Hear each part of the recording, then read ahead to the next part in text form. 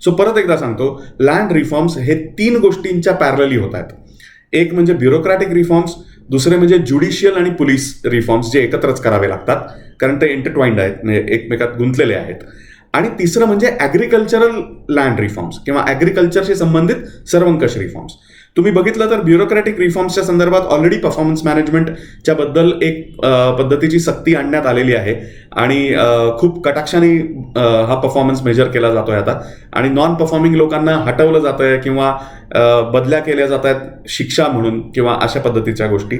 त्याच्यानंतर ज्युडिशियल आणि पोलीस रिफॉर्म्सच्या बद्दल आपल्याकडे ऑलरेडी भारतीय न्याय संहिता आणि भारतीय नागरिक सुरक्षा संहिता हे एक तात्विक दृष्ट्या आणि प्रत्यक्ष कायदे त्यामध्ये असलेले, यामध्ये खूप मोठा बदल झालेला आहे.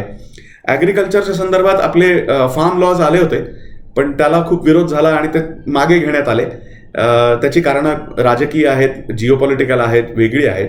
पण आता त्यातले जे नियम अधिनियम जे होते याच्या माध्यमातून राज्यांच्या थ्रू हे ॲग्रिकल्चर रिफॉर्म्स येत आहेत, येऊ घातलेत.